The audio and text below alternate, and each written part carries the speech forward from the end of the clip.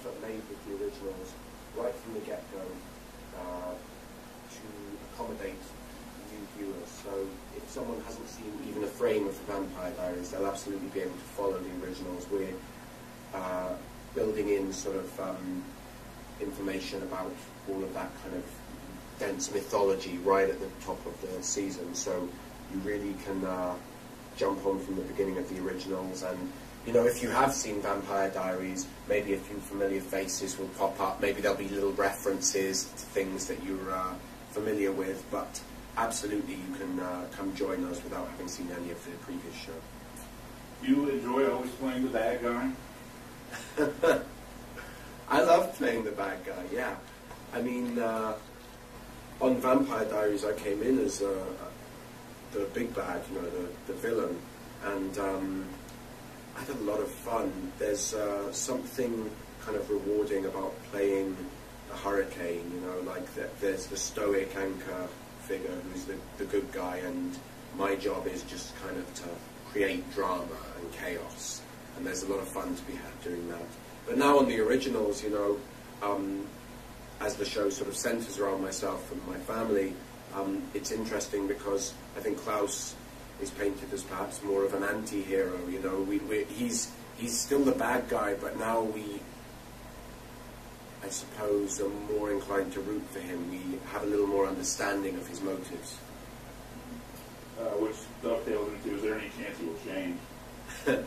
I believe he's constantly changing. I believe he's evolving, you know, and the more we learn about him, the more sides we see of him. He's a very complex character, you know. He's 1,000 years old, so he's had a lot of time to mess himself up. So yeah, but I do hope there's potential for redemption there. I'd like to think so. Otherwise, what's it all for? You know? What's the funniest thing that happened on the set so far? The funniest thing that's happened on the set is Daniel Gillies. No, I mean, I can't get through a scene normally with him without something sort of ridiculous happening. A lot of British Office quotes going on, a lot of Ricky Gervaisisms, or just just in general, people messing up lines, or flubbing lines. There's a lot of sort of, it looks like we're all coming to work drunk or something, because there's a lot of messing about, or messing up of dialogue. Phoebe falling over a lot as well. Phoebe is, you know, a wonderful addition to the show, a joy to be around, and utterly clumsy, and so it's really kind of amusing to see her in that space. We ran into Ian on the Vampire Diaries set.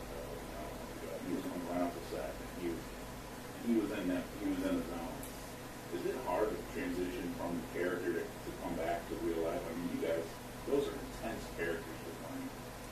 You know, I'll need some wind down time at home, definitely. Just like when you're doing theatre, you know, you come off stage and you can't just go to bed after that. You need an hour or two to wind down and process and everything.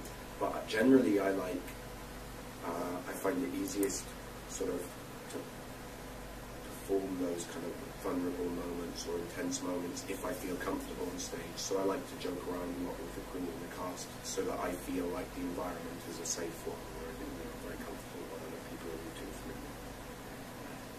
Last question: what do you miss most from England? I have to say my family. I mean, I desperately miss my family, the people. London at Christmas time, I miss Oxford Street with all the lights going, and the tree in Covent Garden, the good people, and a proper cup of tea, and a proper English breakfast. Now I want to go home.